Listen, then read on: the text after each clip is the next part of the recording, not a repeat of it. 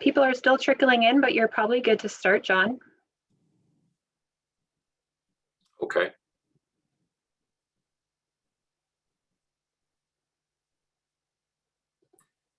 Well, good afternoon, everyone, and welcome. I'm John Osler. I'm a partner in the business law group here at McCarthy Tétrault, and I'd like to welcome all of you for joining us today, for taking the time to join us today, and to have a discussion on Alberta's economic recovery plan.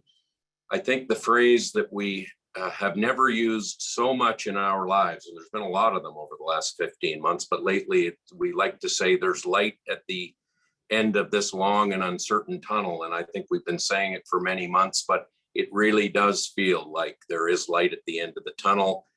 But we know that once we are through this, an awful lot of work needs to be done to recover from what's happened over the past 15 months. And really in Alberta, it's been longer than that, because we went into the pandemic 15 months ago, already facing significant challenges in our great province. So we can't predict what will happen in the future, but for all of us, the economy, the recovery is top of mind as we adjust to our new normal. So who better to discuss this than the Minister of Jobs, Economy and Innovation with the Government of Alberta, Minister Doug Schweitzer. Welcome, Doug. Thank you so much for supporting us and joining us today and taking time out of your busy schedule. Permit me to say, Minister, that it's not the easiest time to be in public life, to be a politician, but you seem to, most of us, to be a sea of calm amidst all kinds of uncertainty and challenges. And certainly from my perspective and those with whom, well, in my cohort, you have kept your eye squarely on the ball. Thank you. So over the next hour, Minister Schweitzer will be presenting the economic recovery plan and then taking questions. And in order to ask a question, please use the chat or Q&A options provided on your screen, and we will do our best to answer them during the Q&A portion of our event if time permits. So let's get started. Over to you, Minister Schweitzer. Thank you. Thank you so much. And thank you to everybody for taking a little bit of time out of your afternoons to chat about Alberta's economic recovery. And we're really well positioned for a strong rebound as we get into the second half of this year. But the topic on everyone's mind, and it's been the topic over the last year plus, is the pandemic. And for those of you that have been following the news, we have a clear roadmap now for removing health orders in Alberta. We're in stage 1 right now. Stage 2 is set to happen on June 10th. And once we hit the 70% threshold of Albertans 12 and up, we're going to be 2 weeks after that, because it takes 2 weeks for the vaccines to kick in. We're going to be effectively removing all of the health orders in Alberta, letting us get our lives back, letting business get back open, and just basically moving forward from this pandemic. And that's based off of the data, the science that we've seen coming out of countries like Israel, the United Kingdom, south of the border in the United States, as well as what we've seen from the hospitalization stats as well. The stats are clear. 2 weeks after people have received a first dose, they simply are not showing up in material numbers in hospitals worldwide. And that's consistent with what we're seeing in the data here in Alberta and across Canada as well. So if you haven't been vaccinated yet, go get vaccinated. The other thing too is that we just launched is the second dose eligibility criteria. So if you had your first dose March or earlier, you're eligible right now to register to get your second dose. If you had your first dose in April, you can get that on June 14th. You can register to get your next dose. And everybody else becomes eligible to register for their second dose on June 28th. So we're moving forward out of this pandemic. We've got some certainty here. I can't wait again to get some venues together, get some sports, live sports going on. I love watching the sports in the United States. You're seeing baseball stadiums that are getting more and more capacity built into them. So get ready here for the month of July. Is something really exciting for the future of Alberta. I think we're gonna have some stampede. We're not quite sure how much stampede is gonna be put on, but I'm looking forward to the summer months here as we can get our lives back to normal and that new normal after this pandemic. So when I took on this task last August, very different world than even we're in right now. Lots of uncertainty for how long the pandemic was going to be going on for. The vaccines hadn't been proved through yet. Oil prices had hit negative numbers last year. So we looked at a whole range of strategies for how do we position Alberta for long-term success. And we came up with kind of two kind of distinct bands of strategy. How do we build on Alberta's success? So we've got our traditional economy, we've got energy, we've got agriculture, we've got a forestry industry in Alberta. How do you build on that conventional commodities-driven economy that we have for future growth? And what are the kind of different industries that could be built off of it? The other area that we looked at is how do we diversify for growth? Well, how do we build out our tech sector? How do we build out our film and television industry? So we looked at lots of different policy frameworks that were really detail oriented as well. But when we really kind of stepped back and took a look at, okay, what's the big picture long-term strategy for Alberta? We had to get the big picture right. And that's the key for all of this. That allows the entrepreneurs to be successful. That allows businesses to be successful, getting the big picture right. So we accelerated the job creation tax cut, lowering our corporate taxes down to 8% in Alberta from 12%. We now have the lowest corporate taxes in the entire country. We still have no payroll tax. We've got no consumption tax. We have low income taxes in Alberta. So we want to maintain that tax advantage to send that signal that we want people to invest. We want businesses to be successful in Alberta. We want to attract investment. We want people to grow. So that's big. And the other side of it as well is that with President Biden going forward with his current corporate tax strategy, increasing corporate taxes in the United States, Alberta will arguably be the lowest corporate tax jurisdiction in North America. There might be a handful of states in the US that can keep up with us, but again, positions us for success. So that's one key pillar of the big picture approach. The second pillar is around efficient government. So for the longest time, Alberta has been that nail in the board. We have been that outlier when it came to spending per person. We simply spent more than everybody else. We can't do that anymore. And in this first term of our government, we're going to get Alberta's spending down to the big province average in Canada. That's a huge undertaking. But that doesn't necessarily mean that your services are going to change materially. And for the lawyers that are on the line, the one thing that blew me away when I was justice minister before was that we still use the fax machine as the most efficient way to file documents if you couldn't actually go into the courthouse. And one thing that lawyers don't always get to see is actually I get to go behind the scenes and hang out with the clerks and see what they do with all this paper. It is straight out of the 1970s. They're amazing at what they do, but the paper management that we were asking them to undertake was completely inefficient in a modern work environment. We would never do this in the private sector. Firms would never set themselves up this way. So we eliminated the fax machine. They're progressing from email filings to other online portals, building out that infrastructure in Alberta. But that's just one ministry of justice. And we're doing that in every single department across the government of Alberta. We're making those hard decisions. We're working with department officials, leveraging technology, making sure that we're efficient on our end. The other piece that goes into efficiency is reducing red tape on businesses by 1/3 in this first term. We're halfway through our mandate. We're halfway towards that goal, around 16, 17%. We've eliminated about 100,000 regulations, forms, just redundant processes. And in the first year, I can't wait to see what the second year report says, but the first year, we've saved businesses in Alberta close to $500 million of employee time. Sorry to say this to the lawyers, but legal costs that go along with additional filing fees and the delays. So we've tried to make the system as efficient as possible. Still have a long way to go to hit our 33% target. But if people know of different regulations that they think are redundant or could be improved, bring those forward. We're always looking for ideas, suggestions for how we can make improvements. Third pillar is around strengthening our workforce. The one thing that we've heard loud and clear, particularly as we're trying to work to diversify our economy, is that it's all about talent.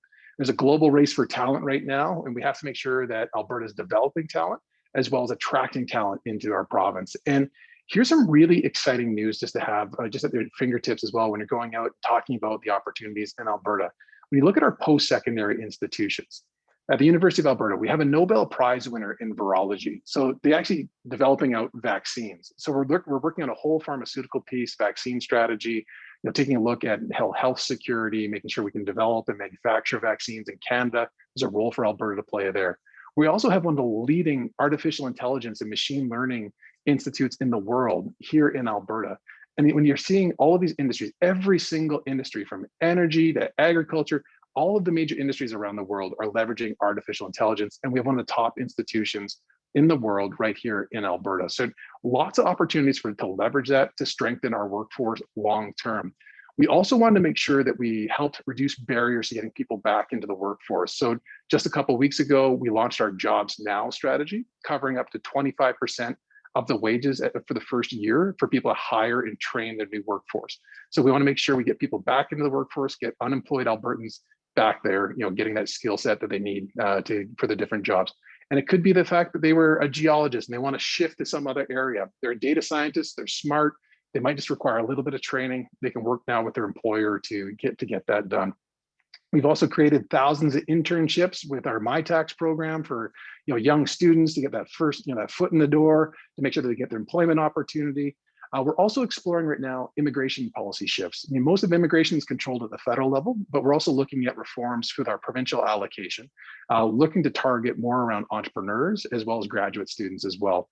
Historically, the focus in Alberta was around temporary foreign workers. So think about Fort McMurray back in boom times. A lot of that focus was there.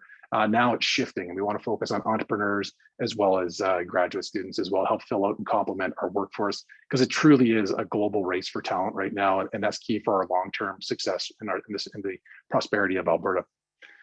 Turning now to, that's the big picture. So you got taxes, you got efficient government, and you got strengthening the workforce. And the way I look at it is talent, and more talent. We want to attract it to Alberta.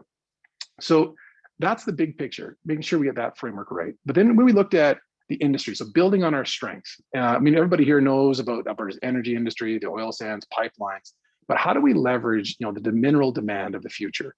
We're seeing huge growth development when it comes to rare earth minerals needed for our smartphones, our batteries, electric vehicles. There's so many different minerals now that are going to continue to grow in demand worldwide.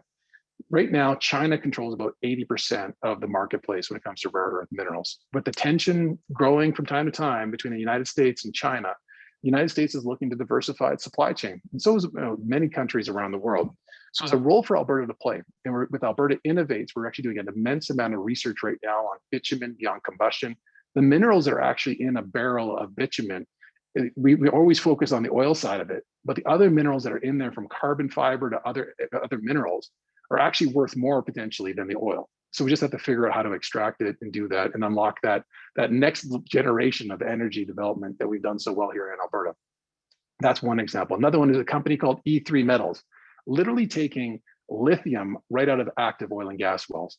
So again, you have a situation here where, this used to be a byproduct of resource development, but now we're actually extracting lithium, which is required for batteries and other things that are out there. Really exciting endeavor there. We've got other companies that are taking hydrogen right out of active wells.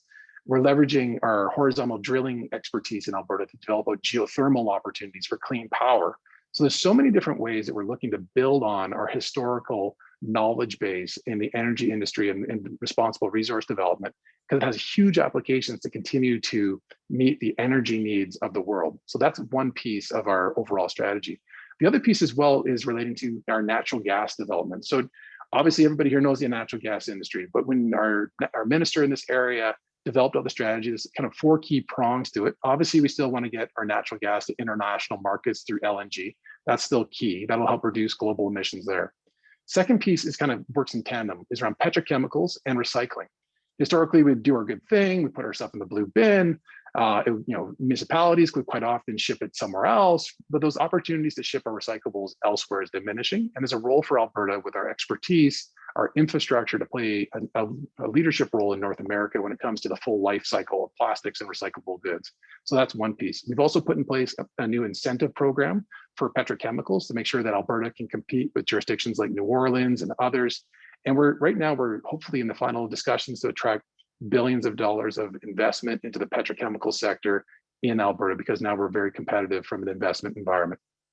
Last prong, and this is the one I think that's the most exciting, is around clean hydrogen.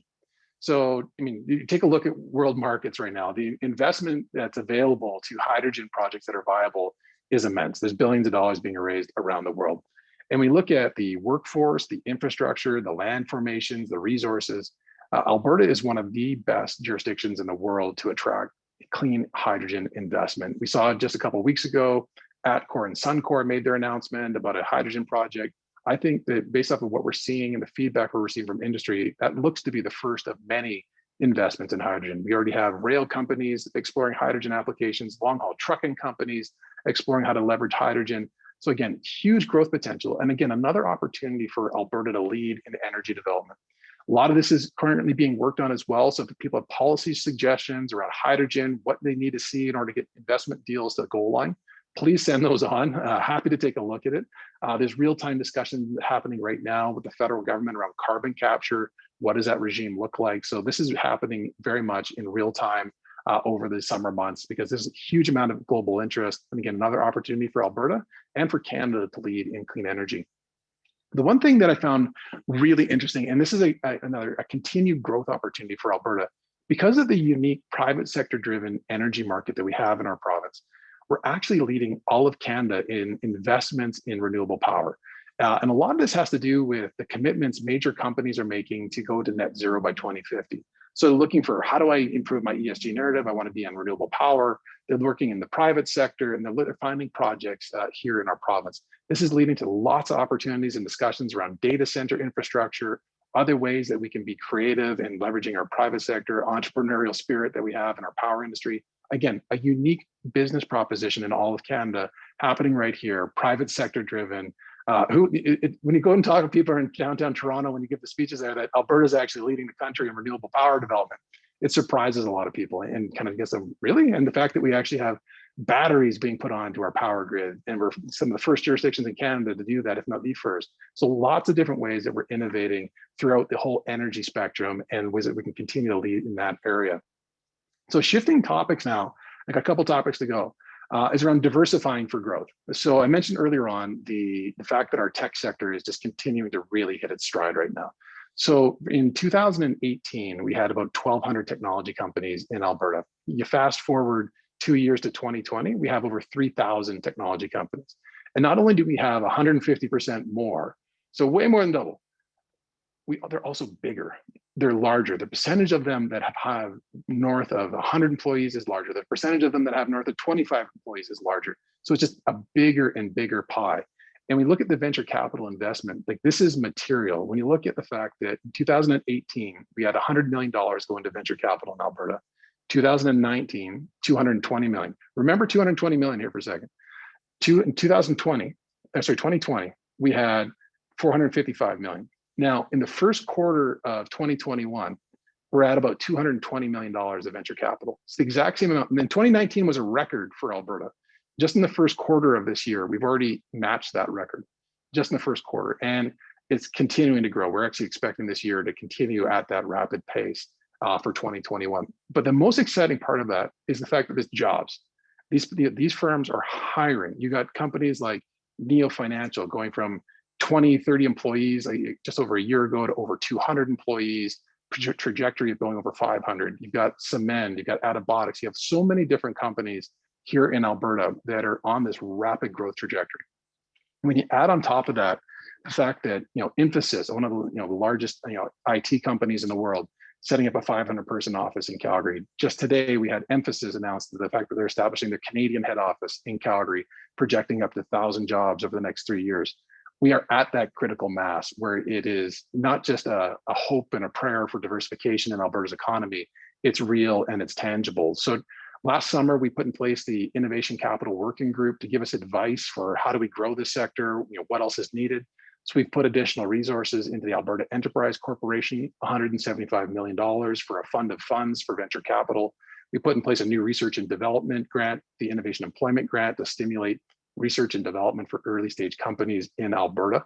So lots more work to do here. The talent piece that I mentioned earlier on around strengthening our workforce is key as well long-term, but we really want to make sure that we position Alberta for success longer term. We're seeing a lot of it concentrate in the Calgary region in particular.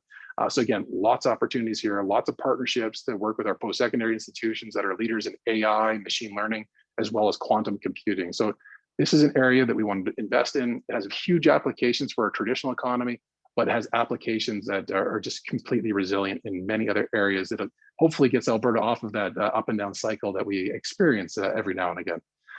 Another area that we explored was film and television. And when I took on this role, we said, look, at that point in time, we had negative oil prices just happened. So we're like, we have to look at, we were whiteboarding, like, where are some of these opportunities? So we knew that the film and television industry was big in British Columbia, a huge cluster in Vancouver. You've got Toronto has a big, film and television industry. So, but yet in Alberta, we were lagging behind. We had a city-owned film and television studio, and that was it. We had nominal infrastructure. We had just kind of a beginning of an industry, but nothing tangible there. So we went and talked to Warner Brothers, Disney, Netflix, said, look, how do we build out a film and television industry in Alberta? And we got their advice. Focus on television series because it gives you stable workforce. It gives you the ability to have that year-over-year employment, gives consistency to the marketplace. And it also gives the investors in film studios the certainty to know that it's not just one big project and then it's going to go away like a big movie. It's going to be television series. They can plan for that. So we restructured our tax credit as well, because a lot of this is driven by the accountants, and we're seeing an immense amount of success. We're anticipating it's kind of being used about in the media right now, but the largest television series ever to be shot in Canada is likely going to start here in Alberta in the summer months. Big production. We're seeing private sector driven film studios going up in our province. So huge confidence happening here. And just to give you a sense of scale, like these are thousands of jobs in this film industry that we're attracting and anticipating to see continue to grow in Alberta. So we're really starting to hit our stride here. Huge opportunities for small businesses. Typically, these productions are shot in many different locations, leveraging local carpenters. They're also working with, buying, catering goods. They're going to local lumber yards. So it's really encouraging for us from an economic diversification standpoint. It also plays into our tourism strategy. So we looked at the United Kingdom. They leverage, Game of Thrones, Harry Potter, all of these different things that are out there to market people to come to their jurisdiction. So we gave Travel Alberta an additional 50% towards their budget. We know that the tourism industry has been hit hard. We want to make sure that we attract people to fly into Alberta when it's safe to do that. We're working with the federal government right now to reestablish a pilot program to get, in particular, people that have been fully vaccinated. How do we get them into Canada faster? Removing the 14-day quarantine. So how do we get people safely traveling into Alberta? Because we rely on that for tourism and also for business here.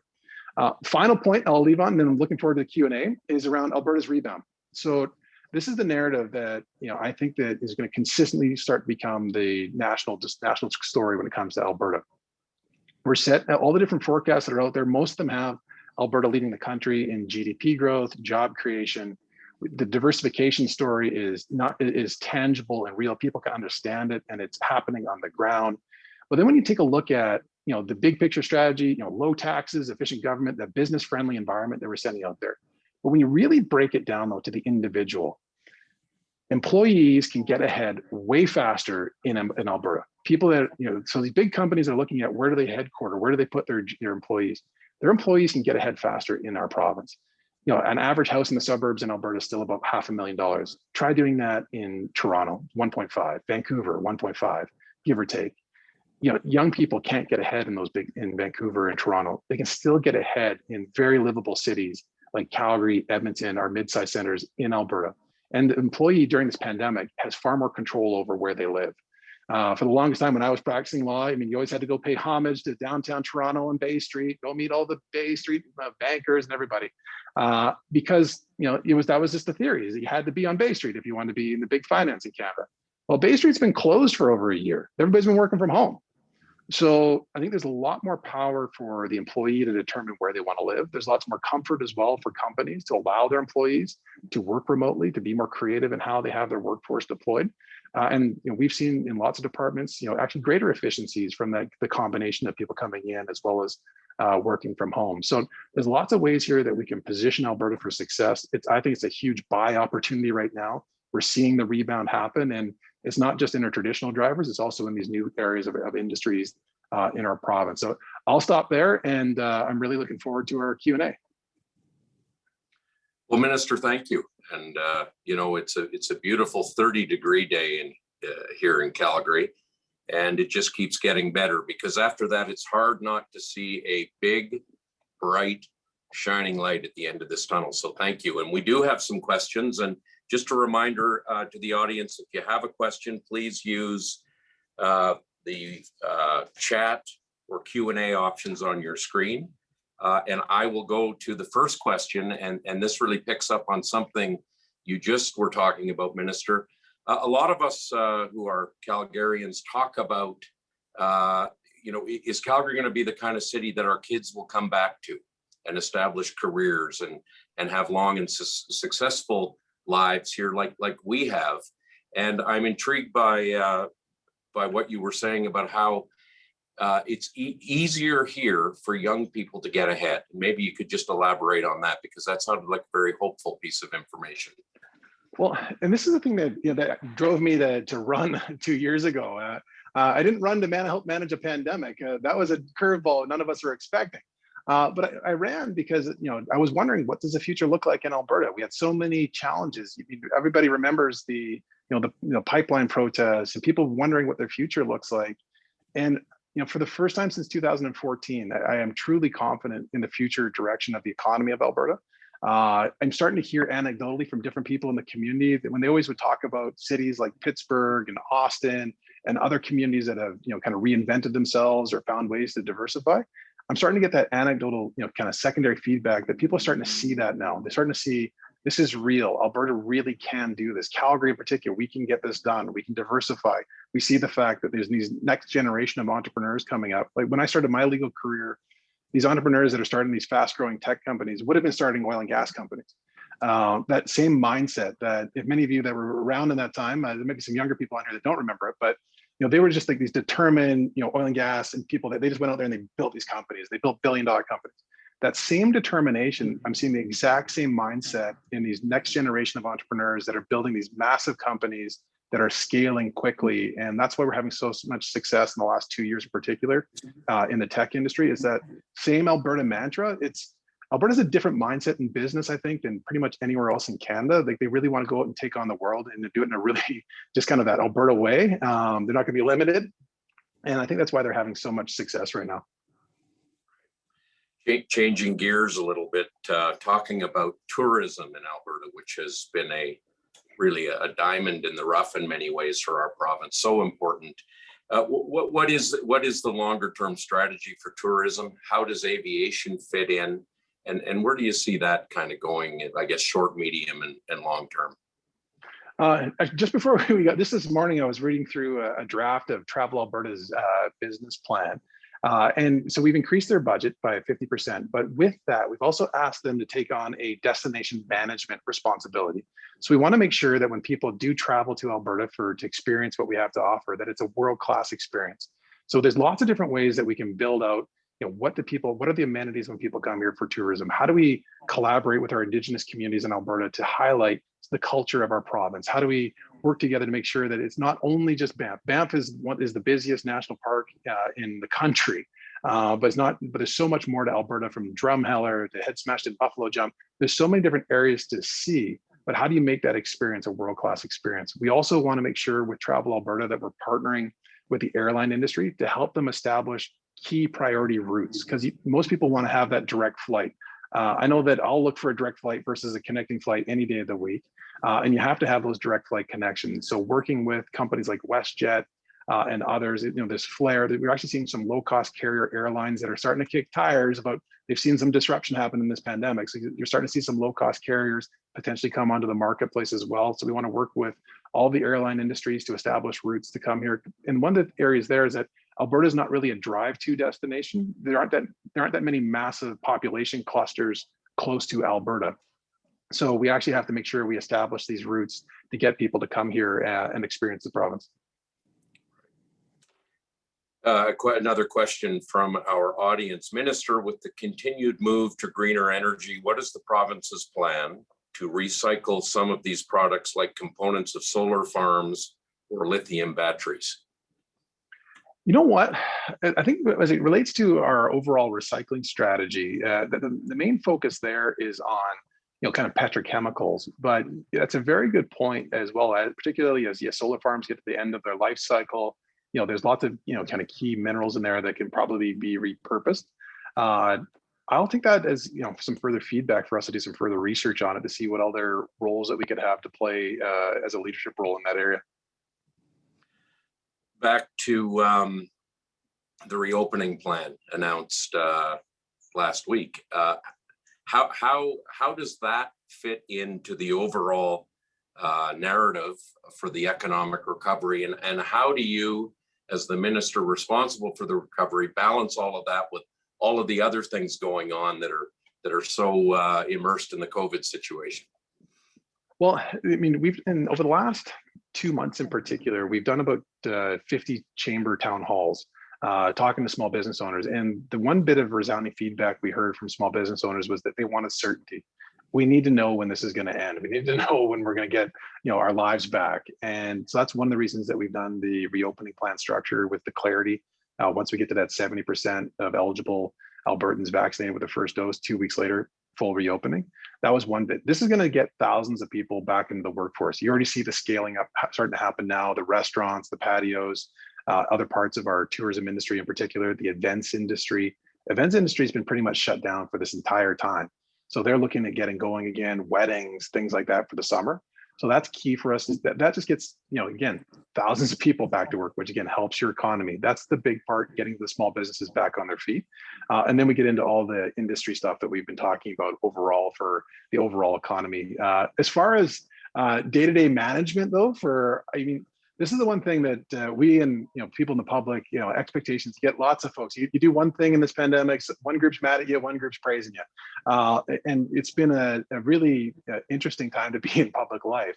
But the one thing to their credit, though, the government officials, department officials, we've asked a lot of them during this pandemic. Like in my department, for example, we're not set up to provide over 100,000 grants to small businesses, but we went there, we set up a program, and we've been administering grants in real time, trying to set up the IT system.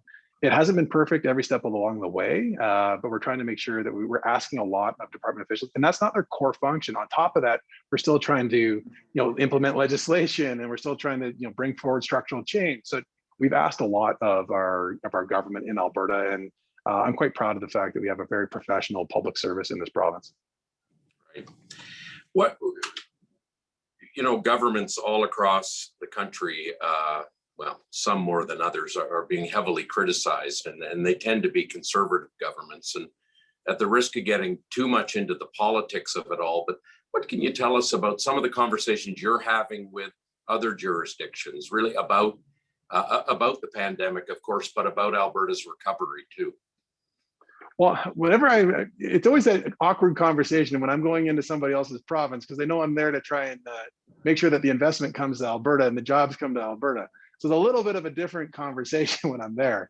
But we do collaborate quite a bit on policy frameworks, making sure that we understand some of the lessons learned in Saskatchewan or BC as to what they've done in the pandemic, what they're doing. We track quite a bit, what supports are required to make sure we can look at best practices. But overall, though, my message has been going right into the business community and telling people the story of Alberta, the fact that there is such an advantage for their employees to get ahead faster here. They can afford homes, they can save for retirement faster, they're taxed less. And that's just the employees' benefit. On top of that, the company has a better tax environment, and we're creating the best regulatory environment as well. So there's lots of reasons for us to go out and sell the renewed Alberta advantage. Thinking about the economic recovery plan, what will the approach be to sector-specific announcements? How will those be rolled out, and what kind of timing do you see that taking? And I know some of it will be dependent, of course, on how things go over the next few months with the pandemic.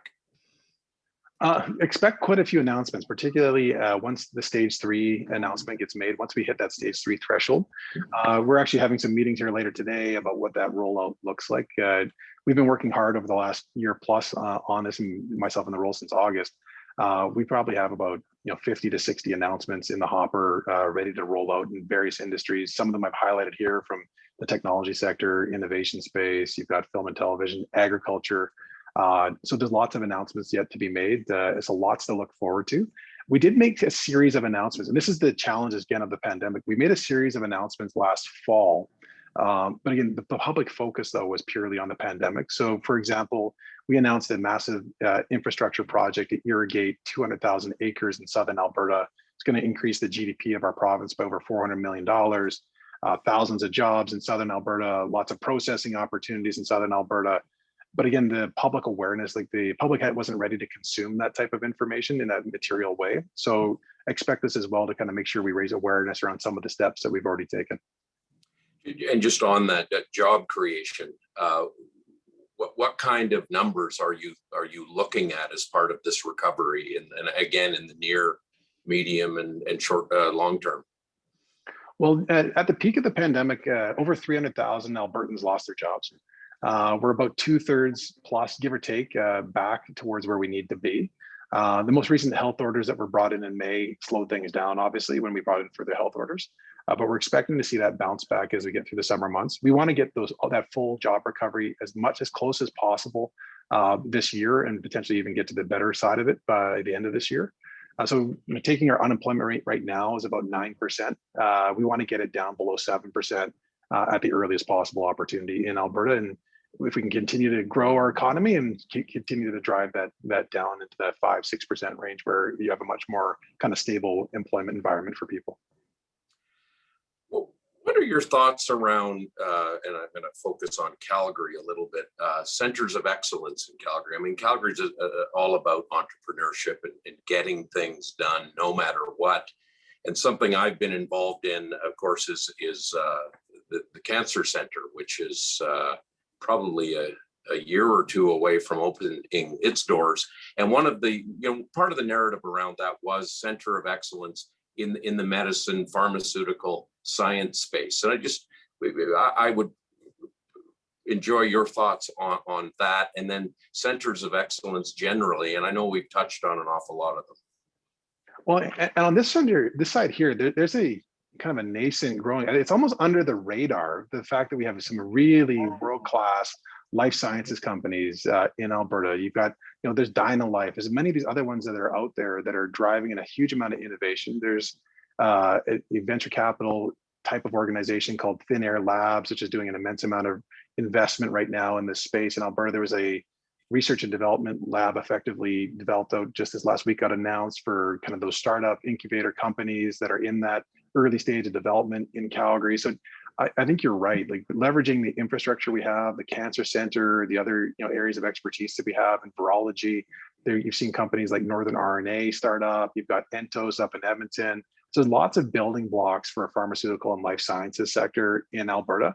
And again, I think sometimes it flies under the radar. One really interesting project that we're working on right now as well, and this is in collaboration with Service Alberta and Health, is around data. So there's a Health City, which is an Alberta-wide initiative on health and initiatives. They've made a suggestion around using synthetic data, because Alberta has one unified health authority, over 4 million people. It's unique in the sense that most jurisdictions, like Toronto, has over 30 health authorities. The United States has private delivery, so everything's kind of broken up into smaller batches. Alberta is unique in the sense that we have one health authority with one data set. So how do you safely unlock the value of that data, protecting people's privacy, making sure you're not, making sure people have that confidence that their own personal information is secure. But there's huge, when it comes to the health of individuals, you can unlock huge innovations in health, utilizing artificial intelligence, machine learning to find trends, different patterns, the different issues that people are facing. So there's lots of ways that you can leverage this, again, creating huge innovation opportunities in the health space in particular. So we're looking for how do we do this in a way, there's a thing called synthetic data, where they basically take a data set and they completely mirror it in a different way where you can't attribute anything back to an individual. So we're looking right now at some of the opportunities there for data, and also attracting some of those innovative companies to Alberta to help us solve problems, but also create companies.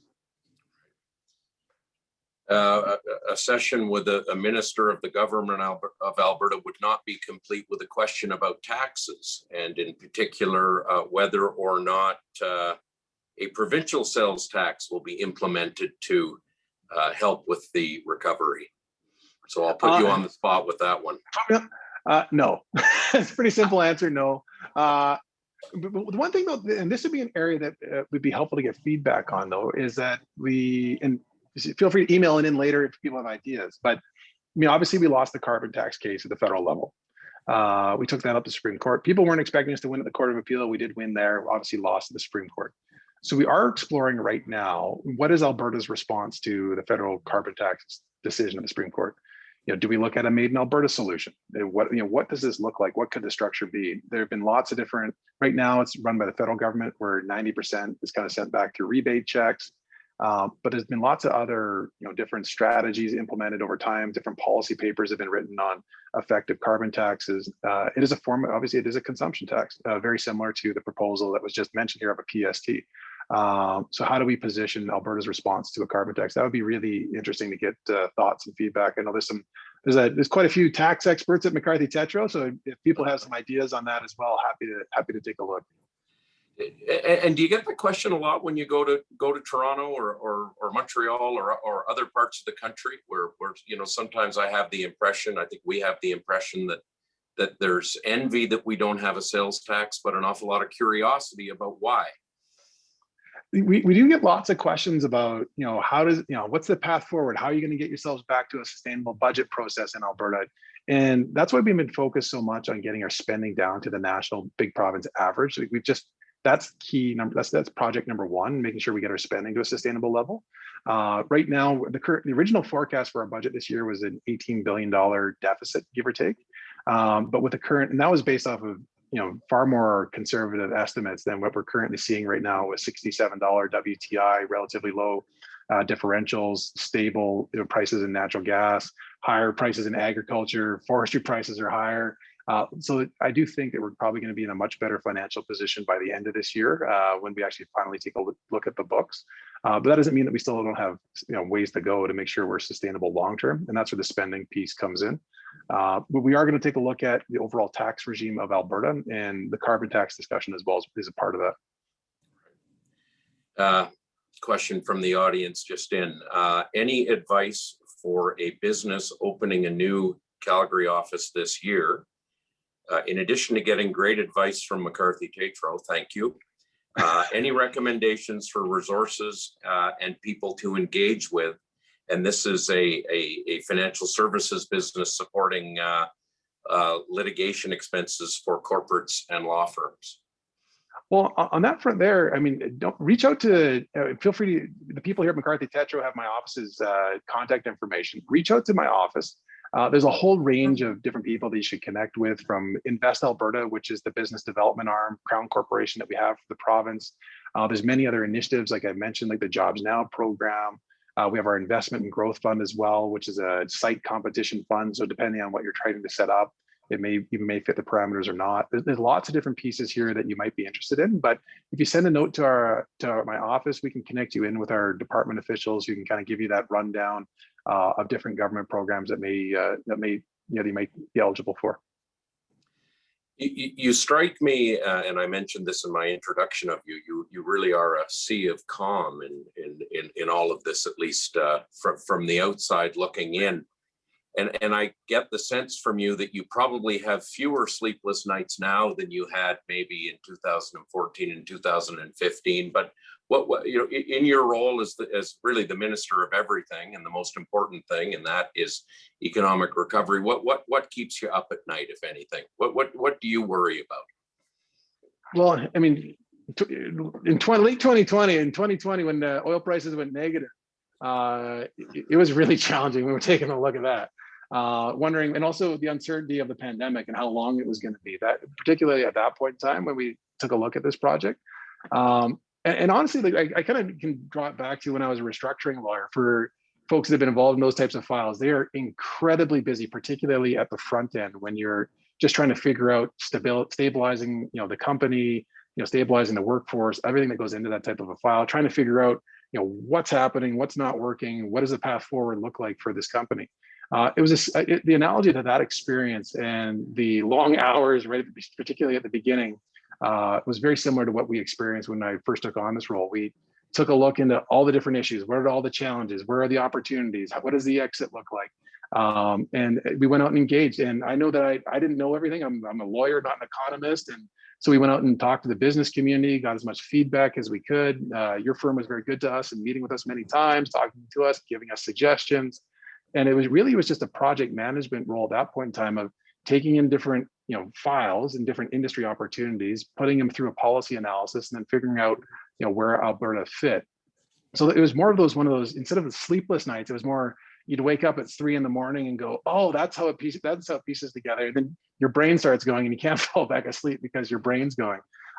So I'd say I've been blessed with an opportunity to have, I'd say, the best role an elected official could ever be asked to take on, which is to be creative, look for opportunities for where a province can go. And, we're about almost a year into this project, and you really can see now where Alberta is going. And Not all of that's my creation, obviously, or our government's creation, but some we've been fortunate as well.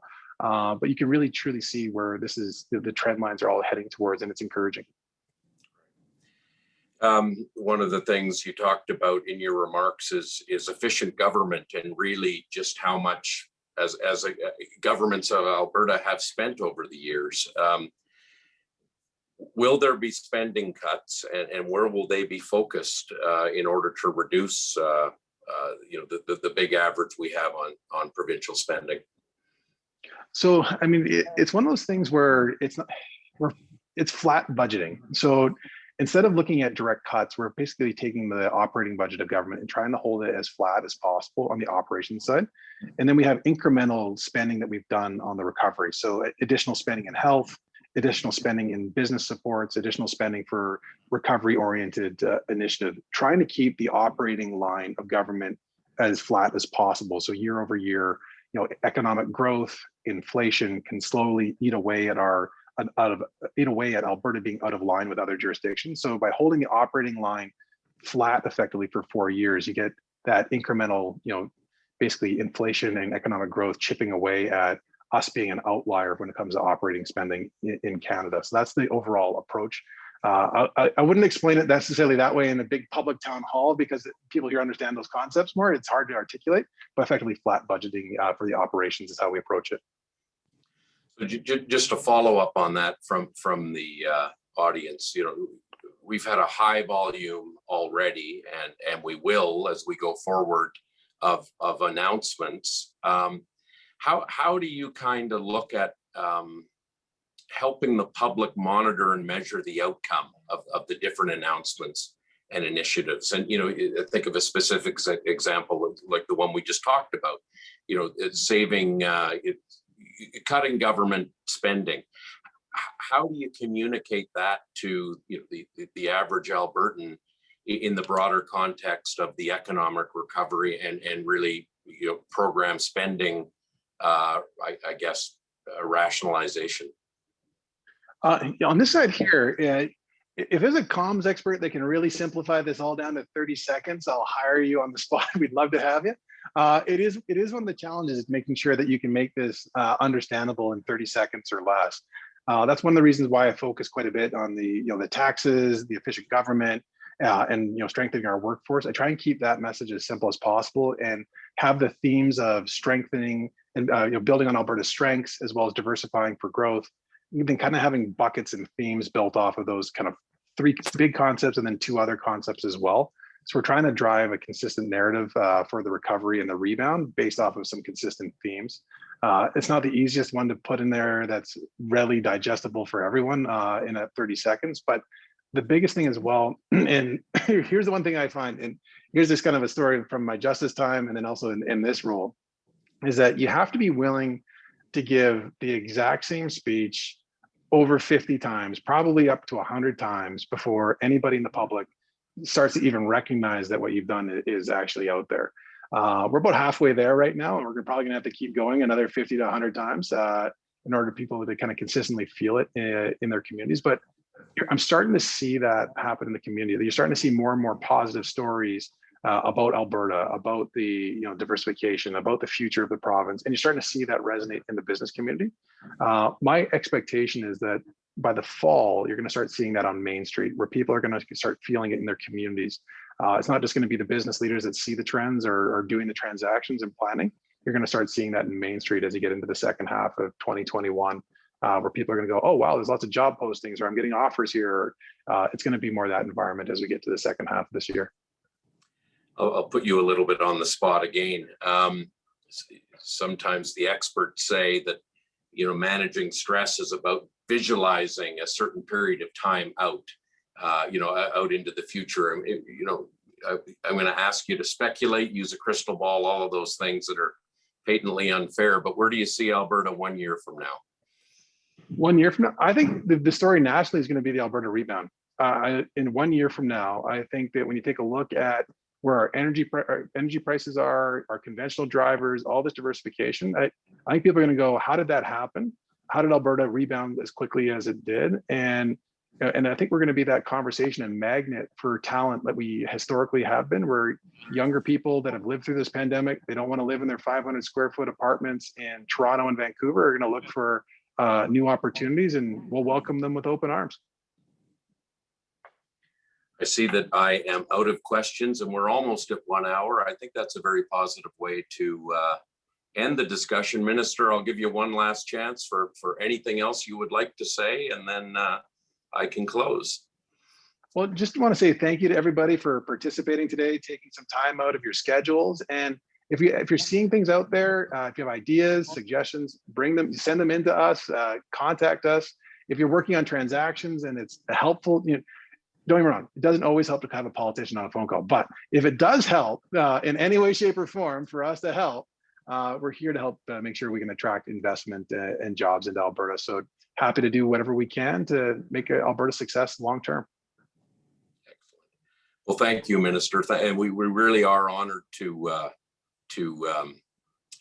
have you spend some time with us today, and really an uplifting discussion. So we commend you and your colleagues, and wish you all the best as you navigate the next few months and years. And I think we all share with you your optimism about the future of Alberta. So thank you, Minister Schweitzer. And I'd like to thank everyone who joined us today. All of you have been so supportive of our firm, and you were again today by taking the time to participate in this discussion with us. And I'll just conclude by saying, if you do have some questions, please email calgaryevents@mccarthy.ca, and we will facilitate answers for you. And I just want to say, I hope all of you are staying safe. I hope you and your families are managing through what has been a very tough time in our lives, and for all of us and our kids and our parents and our friends. And I'll just conclude by saying we look forward so much to seeing all of you in person very soon. Good afternoon to everyone. Thanks for joining us.